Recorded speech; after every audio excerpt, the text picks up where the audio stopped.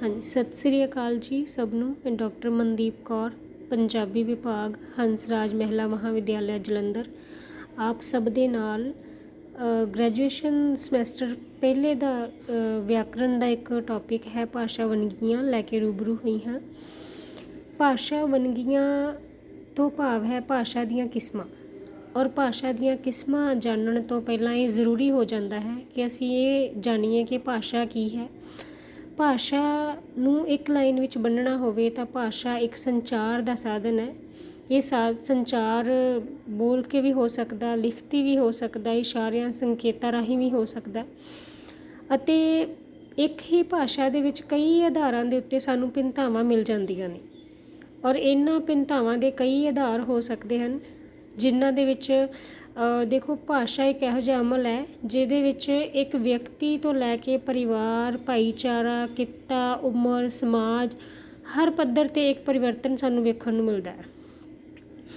ਔਰ ਇਹਨਾਂ ਵੱਖ ਵੱਖ ਆਧਾਰਾਂ ਦੇ ਉੱਤੇ ਜੇਕਰ ਅਸੀਂ ਭਾਸ਼ਾ ਦੀਆਂ ਕਿਸਮਾਂ ਜਾਂ ਵੰਨਗੀਆਂ ਬਾਰੇ ਵਿਚਾਰ ਚਰਚਾ ਕਰੀਏ ਤਾਂ ਭਾਸ਼ਾ ਦੀਆਂ ਵੰਨਗੀਆਂ ਨੂੰ ਮੁੱਖ ਤੌਰ 'ਤੇ ਅਸੀਂ 4 ਭਾਗਾਂ ਵਿੱਚ ਵੰਡਦੇ ਹਾਂ। ਉਮਰ ਆਧਾਰਿਤ ਭਾਸ਼ਾ ਵੰਨਗੀਆਂ, ਲਿੰਗ ਆਧਾਰਿਤ ਭਾਸ਼ਾ ਵੰਨਗੀਆਂ, ਕਿੱਤਾ ਆਧਾਰਿਤ ਭਾਸ਼ਾ ਵੰਨਗੀਆਂ, ਖੇਤਰੀ ਜਾਂ ਇਲਾਕਾਈ ਭਾਸ਼ਾ ਵੰਨਗੀਆਂ। ਉਮਰ ਆਧਾਰਿਤ ਭਾਸ਼ਾ ਵੰਨਗੀਆਂ ਦੇ ਵਿੱਚ ਜਦੋਂ ਗੱਲ ਕਰਦੇ ਹਾਂ ਤਾਂ ਜਿਵੇਂ ਨਾਮ ਤੋਂ ਹੀ ਸਪਸ਼ਟ ਹੈ ਕਿ ਇਹ ਭਾਸ਼ਾ ਦੀ ਉਹ ਵੰਨਗੀ ਹੈ ਜਿਸ ਨੂੰ ਅਸੀਂ ਉਮਰ ਦੇ ਆਧਾਰ ਦੇ ਉੱਤੇ ਦੂਜੀ ਭਾਸ਼ਾ ਦੇ ਨਾਲੋਂ ਵੱਖਰਾ ਕਰਦੇ ਹਾਂ। ਵਿਅਕਤੀ ਸਮਾਜ ਵਿੱਚੋਂ ਪਹਿਲਾਂ ਭਾਸ਼ਾ ਗ੍ਰਹਿਣ ਕਰਦਾ ਹੈ, ਸਿੱਖਦਾ ਹੈ ਅਤੇ ਸਮੇਂ ਦੇ ਨਾਲ ਉਹਦੀ ਭਾਸ਼ਾ ਦੇ ਵਿੱਚ ਤਬਦੀਲੀ ਆਉਂਦੀ ਜਾਂਦੀ ਹੈ। ਉਮਰ ਦੇ ਹਰ ਪੜਾਅ ਦੇ ਉੱਤੇ ਇੱਕ ਵੱਖਰੀ ਭਾਸ਼ਾ ਵੰਨਗੀ ਸਾਨੂੰ ਵੇਖਣ ਨੂੰ ਮਿਲਦੀ ਹੈ। ਔਰ ਮਨੁੱਖੀ ਉਮਰ ਨੂੰ ਜਾਂ ਮਨੁੱਖੀ ਜ਼ਿੰਦਗੀ ਨੂੰ ਮੁੱਖ ਤੌਰ 'ਤੇ ਅਸੀਂ 3 ਭਾਗਾਂ ਦੇ ਵਿੱਚ ਵੰਡਦੇ ਹਾਂ। ਇੱਕ ਬਚਪਨ, ਫਿਰ ਜਵਾਨੀ ਅਤੇ ਲਾਸਟ ਵਿੱਚ ਬਜ਼ੁਰਗ। ਜੇਕਰ ਅਸੀਂ ਬਜ਼ੁਰਗਾਂ ਦੀ, ਬੱਚਿਆਂ ਦੀ, ਨੌਜਵਾਨਾਂ ਦੀ ਭਾਸ਼ਾ ਦੀ ਗੱਲ ਕਰੀਏ ਤਾਂ ਸਾਨੂੰ ਇੱਕ ਭਿੰਨਤਾ ਵੇਖਣ ਨੂੰ ਮਿਲੇਗੀ, ਇੱਕ ਪਰਿਵਰਤਨ ਵੇਖਣ ਨੂੰ ਮਿਲੇਗਾ। ਬੱਚਿਆਂ ਦੀ ਸੋਚ ਦੇ ਵਿੱਚ, ਉਹਨਾਂ ਦਾ ਬੋਲਣ ਦਾ ਢੰਗ ਜਿਹੜਾ ਉਹਦੇ ਵਿੱਚ, ਉਹਨਾਂ ਦੀ ਵਾਕ ਬਣਤਰ ਦੇ ਵਿੱਚ, ਉਹਨਾਂ ਦੀ ਭਾਸ਼ਾ ਚੋਣ ਦੇ ਵਿੱਚ ਨੌਜਵਾਨਾਂ ਦੀ ਭਾਸ਼ਾ ਦੇ ਨਾਲੋਂ ਫਰਕ ਦੇਖਣ ਨੂੰ ਜ਼ਰੂਰ ਮਿਲੇਗਾ। ਅਤੇ ਨੌਜਵਾਨਾਂ ਦੀ ਭਾਸ਼ਾ ਦੀ ਬਣਤਰ ਦੇ ਵਿੱਚ, ਉਹਨਾਂ ਦੀ ਸ਼ਬਦ ਚੋਣ ਦੇ ਵਿੱਚ, ਉਹਨਾਂ ਦੇ ਵਿਸ਼ਿਆਂ ਦੇ ਵਿੱਚ ਬਜ਼ੁਰਗਾਂ ਦੇ ਨਾਲੋਂ ਪਰਿਵਰਤਨ ਵੇਖਣ ਨੂੰ ਮਿਲੇਗਾ। ਉਦਾਹਰਨ ਵਜੋਂ ਜੇ ਅਸੀਂ ਉਮਰ ਆਧਾਰਿਤ ਭਾਸ਼ਾ ਵੰਨਗੀਆਂ ਦੇ ਵਿੱਚ ਕਿਸਮਾਂ ਬਣਾਉਣੀਆਂ ਹੋਣ ਤਾਂ ਸਭ ਤੋਂ ਪਹਿਲਾਂ ਬਾਲ ਭਾਸ਼ਾ ਜਾਂ ਫਿਰ ਬਚਪਨ ਦੇ ਵਿੱਚ ਬੱਚਿਆਂ ਦੀ ਭਾਸ਼ਾ ਨੂੰ ਸਾਹਮਣੇ ਰੱਖਦੇ ਹਾਂ। ਛੋਟੇ ਬੱਚੇ ਜਦੋਂ ਆਪਸ ਵਿੱਚ ਗੱਲ ਕਰਦੇ ਆ ਤਾਂ ਉਹਨਾਂ ਦੀ ਗੱਲਬਾਤ ਦੇ ਵਿੱਚ ਉਹ ਪਰਿਪੱਕਤਾ ਨਹੀਂ ਹੁੰਦੀ ਜੋ ਕਿ ਜਵਾਨਾਂ ਜਾਂ ਬਜ਼ੁਰਗਾਂ ਦੀ ਗੱਲਬਾਤ ਦੇ ਵਿੱਚ ਹੁੰਦੀ ਹੈ। ਛੋਟੇ ਬੱਚੇ ਕੱਚੀ ਉਮਰ ਦੇ ਵਿੱਚ ਇਹੋ ਜਿਹੇ ਭਾਵ ਰੱਖਦੇ ਆ, ਇਹੋ ਜਿਹੇ ਖਿਆਲ ਰੱਖਦੇ ਆ ਕਿ ਕਈ ਵਾਰ ਉਹ ਆਪਣੀ ਗੱਲ ਨੂੰ ਬਹੁਤ ਵਧੀਆ ਢੰਗ ਦੇ ਨਾਲ ਕਹਿਣਾ ਵੀ ਉਹਨਾਂ ਲਈ ਔਖਾ ਹੋ ਜਾਂਦਾ। ਉਹਨਾਂ ਦੇ ਵਿੱਚ ਤਜਰਬੇ ਦੀ ਘਾਟ ਹੈ, ਉਹਨਾਂ ਦੇ ਵਿੱਚ ਵਿਹਾਰਕ ਪੱਧਰ ਜਿਹੜਾ ਸਾਨੂੰ ਨੌਜਵਾਨਾਂ ਦੇ ਵਿੱਚ ਵੇਖਣ ਨੂੰ ਮਿਲਦਾ, ਛੋਟੇ ਬੱਚਿਆਂ ਦੇ ਵਿੱਚ ਉਹ ਸਾਨੂੰ ਚੀਜ਼ ਵੇਖਣ ਨੂੰ ਨਹੀਂ ਮਿਲਦੀ।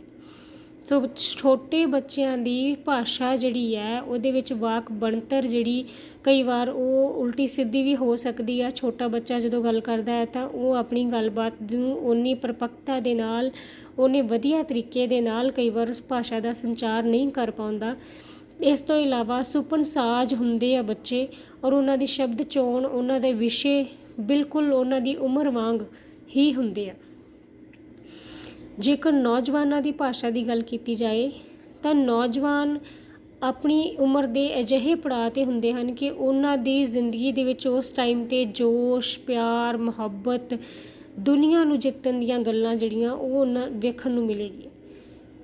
ਉਹਨਾਂ ਦੇ ਜਿਹੜੀ ਵਿਸ਼ੇ ਹੈਗੇ ਆ, ਉਹਨਾਂ ਦੀ ਗੱਲਬਾਤ ਦੇ ਵਿਸ਼ੇ ਨੇ ਉਹਦੇ ਵਿੱਚ ਪਿਆਰ, ਮੁਹੱਬਤ, ਜ਼ਿੰਦਗੀ ਨੂੰ ਸਥਾਪਤੀ ਦੀਆਂ ਗੱਲਾਂ, ਉਹਨਾਂ ਦੀ ਜਾਂ ਫਿਰ ਸਮਾਜਿਕ ਹਕੀਕਤਾਂ ਦੇ ਨਾਲ ਜੁੜੀਆਂ ਹੋਈਆਂ ਗੱਲਾਂ ਵੇਖਣ ਨੂੰ ਮਿਲਣਗੀਆਂ। ਕਰੀਅਰ ਬਣਾਉਣ ਦੀਆਂ ਜਾਂ ਇੱਦਾਂ ਦੀ ਗੱਲਬਾਤ ਜਿਹੜੀ ਨੌਜਵਾਨਾਂ ਦੀ ਭਾਸ਼ਾ ਦੇ ਵਿੱਚੋਂ ਵੇਖਣ ਨੂੰ ਮਿਲੇਗੀ। ਉਹਨਾਂ ਦੀ ਸ਼ਬਦ ਚੋਣ, ਉਹਨਾਂ ਦੇ ਵਿਸ਼ੇ ਬੱਚਿਆਂ ਦੀ ਭਾਸ਼ਾ ਦੇ ਨਾਲੋਂ ਬਿਲਕੁਲ ਹੀ ਅਲੱਗ ਹੋਣਗੇ। ਬਜ਼ੁਰਗਾਂ ਦੀ ਭਾਸ਼ਾ ਦੀ ਗੱਲ ਕੀਤੀ ਜਾਏ ਤਾਂ ਬਜ਼ੁਰਗਾਂ ਦੀ ਭਾਸ਼ਾ ਦੇ ਵਿੱਚੋਂ ਜ਼ਿੰਦਗੀ ਦਾ ਸੱਚ ਝਲਕਦਾ ਮਿਲਦਾ ਹੈ। ਬਜ਼ੁਰਗਾਂ ਦੀ ਭਾਸ਼ਾ ਦੇ ਵਿੱਚ ਸਾਨੂੰ ਅਟੱਲ ਸੱਚਾਈਆਂ, ਅਖਾਣ, ਮੁਹਾਵਰੇ, ਆਤਮਾ ਪਰਮਾਤਮਾ ਦੀਆਂ ਗੱਲਾਂ ਜਾਂ ਫਿਰ ਉਹਨਾਂ ਦੀ ਜ਼ਿੰਦਗੀ ਦੇ ਨਾਲ ਜੁੜੇ ਤਜਰਬਿਆਂ ਦੀਆਂ ਗੱਲਾਂ, ਸਿਆਣੀਆਂ ਗੱਲਾਂ ਜਿਹੜੀਆਂ ਉਹ ਸਾਨੂੰ ਵੇਖਣ ਨੂੰ ਮਿਲਣਗੀਆਂ। ਬਜ਼ੁਰਗਾਂ ਦੀ ਭਾਸ਼ਾ ਦੇ ਵਿੱਚ, ਉਹਨਾਂ ਦੇ ਵਿਸ਼ਿਆਂ ਦੇ ਵਿੱਚ, ਉਹਨਾਂ ਦੀ ਸ਼ਬਦ ਚੋਣ ਦੇ ਵਿੱਚ ਉਹਨਾਂ ਦੀ ਜ਼ਿੰਦਗੀ ਦਾ ਤਜਰਬਾ ਜਾਂ ਫਿਰ ਅਤੀਤ ਨਾਲ ਜੁੜੀਆਂ ਘਟਨਾਵਾਂ ਦਾ ਵਿਸਥਾਰ ਵੇਖਣ ਨੂੰ ਮਿਲਦਾ ਹੈ। ਸੋ ਇੱਦਾਂ ਅਸੀਂ ਦੇਖਦੇ ਹਾਂ ਕਿ ਜੇ ਬੱਚੇ ਗੱਲ ਕਰ ਰਹੇ ਹੋਣ, ਉਹਨਾਂ ਦੀ ਸ਼ਬਦ ਚੋਣ, ਉਹਨਾਂ ਦੇ ਵਿਸ਼ੇ ਵੱਖਰੇ ਹੋਣਗੇ। ਜੇਕਰ 4-5 ਨੌਜਵਾਨ ਗੱਲ ਕਰ ਰਹੇ ਹੋਣ, ਉਹਨਾਂ ਦੀ ਸ਼ਬਦ ਚੋਣ, ਉਹਨਾਂ ਦੀ ਟੋਨ, ਉਹਨਾਂ ਦੇ ਵਿਸ਼ੇ ਵੱਖਰੇ ਹੋਣਗੇ। ਜੇਕਰ ਕੁਛ ਬਜ਼ੁਰਗ ਬੈਠੇ ਗੱਲਬਾਤ ਕਰ ਰਹੇ ਹੋਣ ਤਾਂ ਉਹਨਾਂ ਦੇ ਵਿਸ਼ੇ, ਉਹਨਾਂ ਦੇ ਸ਼ਬਦਾਂ ਦੀ ਚੋਣ ਵੱਖਰੀ ਹੋਏਗੀ। ਸੋ ਉਮਰ ਦੇ ਆਧਾਰ ਦੇ ਉੱਤੇ ਸਾਨੂੰ ਭਾਸ਼ਾ ਦੀਆਂ ਇਹ ਵੱਖਰੀਆਂ ਵੱਖਰੀਆਂ ਵੰਨਗੀਆਂ ਵੇਖਣ ਨੂੰ ਮਿਲਦੀਆਂ। ਦੂਸਰਾ ਪਾਠ ਹੈ ਜੀ ਲਿੰਗ ਆਧਾਰਿਤ ਭਾਸ਼ਾ ਵੰਨਗੀਆਂ। ਲਿੰਗ ਆਧਾਰਿਤ ਭਾਸ਼ਾ ਵੰਨਗੀਆਂ ਦੇ ਵਿੱਚ ਔਰਤ ਅਤੇ ਮਰਦ ਦੀ ਭਾਸ਼ਾ ਦੀ ਗੱਲ ਆਉਂਦੀ ਹੈ। ਇੱਕ ਔਰਤ ਜਦੋਂ ਗੱਲਬਾਤ ਕਰਦੀ ਹੈ ਅਤੇ ਜਦੋਂ ਇੱਕ ਮਰਦ ਗੱਲਬਾਤ ਕਰਦਾ ਹੈ, ਉਹਨਾਂ ਦੇ ਵਿੱਚ ਇੱਕ ਵੱਡਾ ਵਖਰੇਵਾਂ ਸਾਨੂੰ ਵੇਖਣ ਨੂੰ ਮਿਲਦਾ ਹੈ। ਉਦਾਹਰਨ ਵਜੋਂ ਜਦੋਂ ਇੱਕ ਔਰਤ ਗੱਲਬਾਤ ਕਰਦੀ ਹੈ ਤਾਂ ਉਸ ਦੀ ਗੱਲਬਾਤ ਦੇ ਵਿੱਚੋਂ ਉਸ ਦੀ ਨਜ਼ਾਕਤ ਵੇਖਣ ਨੂੰ ਮਿਲੇਗੀ। ਉਸ ਦੀ ਗੱਲਬਾਤ ਦੇ ਵਿੱਚ ਹਲੀਮੀ ਹੁੰਦੀ ਹੈ। ਔਰ ਜਦੋਂ ਔਰਤ ਗੱਲ ਕਰਦੀ ਆ, ਉਹਦੀ ਸੰਬੋਧਨੀ ਸ਼ਬਦ ਤਾਂ ਜਿਹੜੇ ਚੇਂਜ ਹੁੰਦੇ ਆ, ਜਿਹੜੇ ਪਰਿਵਰਤਿਤ ਹੁੰਦੇ ਆ, ਉਹ ਤਾਂ ਹੁੰਦੇ ਹੀ ਨੇ। ਇਸ ਤੋਂ ਇਲਾਵਾ ਕਿਤੇ ਨਾ ਕਿਤੇ ਔਰਤ ਦੀ ਆਵਾਜ਼ ਵਿੱਚ, ਉਸ ਦੀ ਟੋਨ ਦੇ ਵਿੱਚ ਵੀ ਫਰਕ ਹੁੰਦਾ। ਉਹਨਾਂ ਦੀ ਆਵਾਜ਼ ਮਰਦਾਂ ਦੀ ਆਵਾਜ਼ ਨਾਲੋਂ ਪਤਲੀ ਹੁੰਦੀ ਹੈ। ਉਹਨਾਂ ਦੀ ਸੰਬੋਧਨੀ ਸ਼ਬਦ ਜਿਹੜੇ ਆ ਉਹ ਮਰਦਾਂ ਦੇ ਮੁਕਾਬਲੇ ਅਲੱਗ ਹੋਣਗੇ। ਉਦਾਹਰਨ ਵਜੋਂ ਇੱਕ ਕੁੜੀ ਨੂੰ ਆਵਾਜ਼ ਮਾਰਨੀ ਹੋਵੇ ਤਾਂ ਨੀ ਕੁੜੀਏ, ਨੀ ਅੜੀਏ, ਇੱਦਾਂ ਦੀਆਂ ਗੱਲਾਂ ਅਸੀਂ ਇੱਦਾਂ ਦੇ ਸ਼ਬਦ ਵਰਤਦੇ ਹਾਂ। ਜਦ ਕਿ ਮੁੰਡਿਆਂ ਨੂੰ ਆਵਾਜ਼ ਮਾਰਨੀ ਹੋਵੇ, ਓਏ ਪੁੱਤਰਾ, ਓਏ ਮੁੰਡਿਆ, ਬੱਚਿਆ, ਇੱਦਾਂ ਦੀ ਜਿਹੜੇ ਸੰਬੋਧਨੀ ਸ਼ਬਦ ਆ ਅਸੀਂ ਵਰਤਦੇ ਹਾਂ। ਮਰਦ ਜਦੋਂ ਗੱਲ ਕਰਦੇ ਆ, ਉਹਨਾਂ ਦੀ ਆਵਾਜ਼ ਵੀ ਭਾਰੀ ਹੁੰਦੀ ਆ। ਉਹਨਾਂ ਦੀ ਗੱਲਬਾਤ ਦੇ ਵਿੱਚ ਮਰਦਾਊਪੁਣਾ ਸਾਨੂੰ ਦੇਖਣ ਨੂੰ ਮਿਲਦਾ ਆ। ਇੱਕ ਡੋਮੀਨੇਟ ਤਰੀਕੇ ਦੇ ਨਾਲ ਜਿਹੜੀ ਗੱਲਬਾਤ ਜਾਂ ਜਿਹੜਾ ਲਹਿਜ਼ਾ ਆ ਉਹ ਮਰਦਾਂ ਦੀ ਭਾਸ਼ਾ ਦਾ ਹਿੱਸਾ ਹੈਗਾ ਆ। ਅਤੇ ਦੂਜੇ ਕੁਛ ਦੇਖੋ, ਮਰਦਾਂ ਦੀ ਭਾਸ਼ਾ ਦੇ ਵਿੱਚ ਕੁਛ ਗਾਲਾਂ ਵੀ ਪੰਜਾਬੀ ਕਲਚਰ ਦਾ ਜਿਵੇਂ ਹਿੱਸਾ ਰਹੀਆਂ, ਮਰਦਾਂ ਦੀ ਭਾਸ਼ਾ ਦਾ ਹਿੱਸਾ ਬਣਦੀਆਂ। ਸੋ ਔਰਤਾਂ ਦੀ ਆਵਾਜ਼ ਦੇ ਵਿੱਚ ਪਤਲਾਪਨ ਅਤੇ ਤਿੱਖਾਪਨ ਅਤੇ ਮਰਦਾਂ ਦੀ ਆਵਾਜ਼ ਦੇ ਵਿੱਚ ਵੀ ਉਹ ਭਾਰਾਪਨ ਵੀ ਵੇਖਣ ਨੂੰ ਮਿਲਦਾ ਹੈ। ਸੋ ਲਿੰਗ ਦੇ ਆਧਾਰ ਦੇ ਉੱਤੇ ਮਰਦਾਂ ਦੀ ਗੱਲਬਾਤ ਅਤੇ ਔਰਤਾਂ ਦੀ ਗੱਲਬਾਤ ਦੇ ਵਿੱਚ ਇਹ ਫਰਕ ਅਸੀਂ ਵੇਖ ਸਕਦੇ ਹਾਂ। ਕਿੱਤੇ ਉੱਪਰ ਆਧਾਰਿਤ ਭਾਸ਼ਾ ਵੰਨਗੀਆਂ ਦੇ ਵਿੱਚ ਦੇਖੋ, ਸਮਾਜਿਕ ਪੱਧਰ 'ਤੇ ਸਮਾਜ ਦੇ ਵਿੱਚ ਕਈ ਤਰ੍ਹਾਂ ਦੇ ਕਿੱਤੇ ਜਿਹੜੇ ਆ ਉਹ ਅਪਣਾਏ ਜਾਂਦੇ ਆ ਰੋਜ਼ੀ ਰੋਟੀ ਨੂੰ ਚਲਾਉਣ ਦੇ ਲਈ ਵੀ। ਔਰ ਹਰ ਕਿੱਤੇ ਦੀ ਇੱਕ ਤਕਨੀਕੀ ਸ਼ਬਦਾਵਲੀ ਹੁੰਦੀ ਹੈ। ਉਦਾਹਰਨ ਵਜੋਂ 2-4 ਡਾਕਟਰ ਆਪਸ ਵਿੱਚ ਗੱਲ ਕਰਦੇ ਹੋਣ ਤਾਂ ਉਹ ਆਪਰੇਸ਼ਨ ਦੀ ਗੱਲ ਕਰਨਗੇ, ਸਰਜਰੀ ਦੀ ਗੱਲ ਕਰਨਗੇ, ਮੈਡੀਸਨ ਦੀ ਗੱਲ ਕਰਨਗੇ, ਸਾਲਟ ਦੀ ਗੱਲ ਕਰਨਗੇ, ਆਪਣੀਆਂ ਮਸ਼ੀਨਾਂ ਦੀ ਗੱਲ ਕਰਨਗੇ। ਠੀਕ ਹੈ। ਅਤੇ ਜਦੋਂ 2-4 ਕਿਸਾਨ ਗੱਲ ਕਰ ਰਹੇ ਹੋਣਗੇ ਤਾਂ ਉਹ ਫਸਲਾਂ ਦੀ ਗੱਲ ਕਰਨਗੇ, ਮੰਡੀਆਂ ਦੇ ਭਾਅ ਦੀ ਗੱਲ ਕਰਨਗੇ, ਆਪਣੇ ਸੰਦਾਂ ਦੀ, ਸਾਧਨਾਂ ਦੀ, ਫਸਲਾਂ ਦੇ ਬੀਜ ਦੀ, ਹਾੜੀ ਸਾਉਣੀ ਦੀ ਗੱਲ ਕਰਨਗੇ। ਜੇਕਰ 2 ਅਧਿਆਪਕ ਗੱਲ ਕਰ ਰਹੇ ਹੋਣ ਤਾਂ ਉਹ ਆਪਣੀ ਹਾਜ਼ਰੀ ਦੀ, ਗੈਰ ਹਾਜ਼ਰੀ ਦੀ, ਸਟੂਡੈਂਟਸ ਆਪਣੇ ਵਿਦਿਆਰਥੀਆਂ ਦੀ, ਸਿਲੇਬਸ ਦੀ, ਪੇਪਰਾਂ ਦੀ, ਇਹੋ ਜਿਹੀਆਂ ਗੱਲਾਂ ਬਾਤਾਂ ਕਰਨਗੇ। ਸੋ ਹਰ ਕਿੱਤੇ ਦੀ ਇੱਕ ਭਾਸ਼ਾ ਆ ਜਿਹੜੀ ਕਿੱਤੇ ਦੇ ਨਾਲ ਜੁੜੀ ਹੋਈ ਆ। ਕੁਛ ਇੱਦਾਂ ਦੀ ਤਕਨੀਕੀ ਸ਼ਬਦਾਵਲੀ ਹੈ ਜਿਹੜੀ ਕੁਛ ਖਾਸ ਕਿੱਤਿਆਂ ਦੇ ਨਾਲ ਜੁੜੀ ਹੋਈ ਆ। ਡਰਾਈਵਰੀ ਕਿੱਤੇ ਦੇ ਵਿੱਚ ਉਹਨਾਂ ਦੀ ਇੱਕ ਆਪਣੀ ਭਾਸ਼ਾ ਆ। ਕੋਰਟ ਕਚਹਿਰੀ ਚਲੇ ਜਾਓ ਤਾਂ ਉਹਨਾਂ ਦੀ ਇੱਕ ਆਪਣੀ ਭਾਸ਼ਾ ਹੈਗੀ ਆ। ਸੋ ਕਿੱਤੇ ਦੇ ਆਧਾਰ ਦੇ ਉੱਤੇ ਵੀ ਅਸੀਂ ਵੱਖ-ਵੱਖ ਭਾਸ਼ਾਵਾਂ, ਸ਼ਬਦਾਂ ਦੀ ਚੋਣ ਕਰਦੇ ਹਾਂ, ਵੱਖਰੇ ਵੱਖਰੇ ਸ਼ਬਦਾਂ ਦੀ ਚੋਣ ਕਰਦੇ ਆ ਜਿਨ੍ਹਾਂ ਦੇ ਆਧਾਰ ਦੇ ਉੱਤੇ ਇੱਕ ਕਿੱਤੇ ਉੱਤੇ ਆਧਾਰਿਤ ਭਾਸ਼ਾ ਵੰਨਗੀ ਸਾਨੂੰ ਵੇਖਣ ਨੂੰ ਮਿਲਦੀ ਹੈ। ਇਲਾਕਾਈ ਭਾਸ਼ਾ ਵੰਨਗੀਆਂ ਦੇ ਵਿੱਚ ਇਲਾਕਾਈ, ਜਿਵੇਂ ਕਿ ਨਾਮ ਤੋਂ ਹੀ ਸਪਸ਼ਟ ਹੈ ਕਿ ਇਲਾਕੇ ਦੇ ਆਧਾਰ ਦੇ ਉੱਤੇ ਜਿਹੜੀ ਭਾਸ਼ਾ ਦੀ ਵੰਨਗੀ ਸਾਨੂੰ ਵੇਖਣ ਨੂੰ ਮਿਲਦੀ ਹੈ। ਇਲਾਕੇ ਦੇ ਆਧਾਰ ਦੇ ਉੱਤੇ ਜਾਂ ਸਥਾਨਕ ਪੱਧਰ ਦੇ ਉੱਤੇ ਕਈ ਵਾਰ ਭਾਸ਼ਾ ਦਾ ਦੂਜੀ ਭਾਸ਼ਾ ਨਾਲੋਂ ਵਖਰੇਵਾਂ ਅਸੀਂ ਵੇਖ ਸਕਦੇ ਹਾਂ।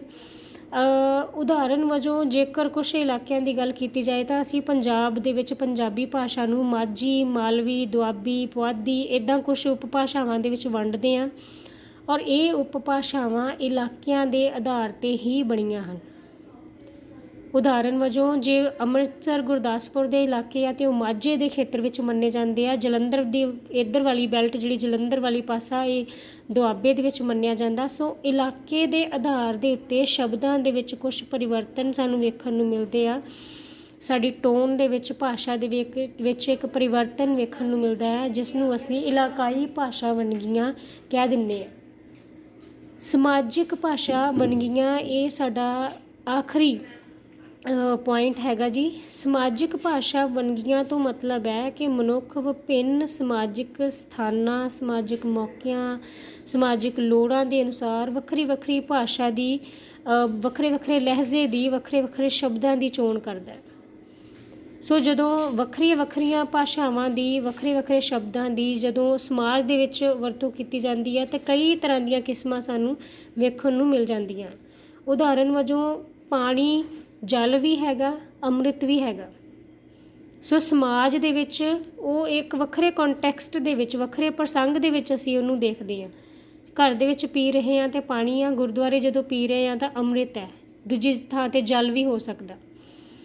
ਸੋ ਇਹ ਸਮਾਜਿਕ ਭਾਸ਼ਾ ਹੈਗੀ ਆ। ਇਸ ਤੋਂ ਇਲਾਵਾ ਕਈ ਤਰ੍ਹਾਂ ਦੀਆਂ ਤਕਨੀਕੀ ਭਾਸ਼ਾਵਾਂ, ਸਲੈਂਗ ਭਾਸ਼ਾ ਜਿਹਦੇ ਵਿੱਚ ਗਾਲਾਂ ਸ਼ਾਮਲ ਨੇ, ਗੁਪਤ ਭਾਸ਼ਾ ਜਿਵੇਂ ਕੋਡ ਲੈਂਗੁਏਜ ਕਈ ਵਾਰ ਹੁੰਦੀਆਂ, ਜਾਂ ਫਿਰ ਕਈ ਕਬੀਲਿਆਂ ਦੁਆਰਾ, ਜਾਂ ਫਿਰ ਨਿਹੰਗ ਸਿੰਘਾਂ ਦੀ ਭਾਸ਼ਾ ਜਿਹੜੀ, ਇਹ ਗੁਪਤ ਭਾਸ਼ਾਵਾਂ ਨੇ ਜਿਨ੍ਹਾਂ ਨੂੰ ਉਹ ਜਿਹੜਾ ਪਰਟੀਕੂਲਰ ਏਰੀਆ ਹੈਗਾ ਉਹੀ ਸਮਝ ਸਕਦਾ। ਉਹ ਇੱਕ ਖਾਸ ਸਮੂਹ, ਲੋਕ ਸਮੂਹ ਜਿਹੜਾ ਉਸ ਭਾਸ਼ਾ ਨੂੰ ਸਮਝਦਾ, ਉਸ ਤੋਂ ਬਾਹਰੀ ਬੰਦਾ ਉਹਨੂੰ ਨਹੀਂ ਸਮਝ ਪਾਉਂਦਾ। ਉਦਾਹਰਨ ਵਜੋਂ ਜੇਕਰ ਇੱਕ ਕਬੀਲੇ ਦੀ ਭਾਸ਼ਾ ਹੈ ਤਾਂ ਉਹ ਕਬੀਲੇ ਤੋਂ ਬਾਹਰਲਾ ਬੰਦਾ ਉਸ ਭਾਸ਼ਾ ਨੂੰ ਨਹੀਂ ਸਮਝ ਸਕਦਾ। ਸੋ ਸਮਾਜ ਦੇ ਵਿੱਚ ਇੱਦਾਂ ਦੀਆਂ ਕਈ ਭਾਸ਼ਾਵਾਂ ਸਾਨੂੰ ਮਿਲ ਜਾਂਦੀਆਂ, ਉਹ ਸਾਰੀਆਂ ਹੀ ਸਮਾਜਿਕ ਭਾਸ਼ਾ ਵੰਨਗੀਆਂ ਦੇ ਵਿੱਚ ਆ ਜਾਂਦੀਆਂ ਨੇ। ਇਸ ਤੋਂ ਇਲਾਵਾ ਉਹ ਭਾਸ਼ਾ ਜਿਹੜੀ ਭਾਸ਼ਾ ਸ਼ਿਸ਼ਟਾਚਾਰ ਦੇ ਨਾਲ ਨਹੀਂ ਜੁੜੀ ਹੋਈ, ਜਾਂ ਫਿਰ ਜਿਹਦੇ ਵਿੱਚ ਗਾਲਾਂ ਵੀ ਆ ਜਾਂਦੀਆਂ, ਉਸ ਨੂੰ ਅਸੀਂ ਸਲੈਂਗ ਭਾਸ਼ਾ ਕਹਿੰਦੇ ਹਾਂ। ਸੋ ਗੁਪਤ ਭਾਸ਼ਾ ਉਹਨਾਂ ਥਾਵਾਂ 'ਤੇ ਵਰਤੀ ਜਾਂਦੀ ਹੈ ਜਿੱਥੇ ਆਪਣੀ ਕਿਰਿਆਸ਼ੀਲਤਾ ਦੂਜਿਆਂ ਤੋਂ ਛੁਪਾਉਣੀ ਹੋਵੇ। ਜਿਵੇਂ ਮੈਂ ਹੁਣੇ ਦੱਸਿਆ ਕਿ ਕਈ ਵਾਰ ਅਸੀਂ ਕੋਡ ਲੈਂਗੁਏਜ ਵਰਤਦੇ ਹਾਂ, ਕਈ ਵਾਰ ਅਸੀਂ ਗੁਪਤ ਭਾਸ਼ਾਵਾਂ ਵਰਤਦੇ ਹਾਂ ਕਿ ਦੋ ਜਾਣੇ ਗੱਲ ਕਰ ਰਹੇ, ਤੀਜਾ ਬੰਦਾ ਨਾ ਸਮਝ ਸਕੇ। ਇਹ ਗੁਪਤ ਭਾਸ਼ਾਵਾਂ ਹੁੰਦੀਆਂ। ਇਸ ਤੋਂ ਇਲਾਵਾ ਛੋਟੀਆਂ ਛੋਟੀਆਂ ਹੋਰ ਕਈ ਕਿਸਮਾਂ ਜਿਵੇਂ ਕੰਮ ਟਪਾਊ ਭਾਸ਼ਾਵਾਂ, ਪਿਜਨ ਅਤੇ ਕ੍ਰਿਓਲ ਵਰਤੀਆਂ ਜਾਂਦੀਆਂ। ਰਜਿਸਟਰ ਵਿਅਕਤੀਗਤ ਭਾਸ਼ਾ ਨੂੰ ਕਿਹਾ ਜਾਂਦਾ ਹੈ।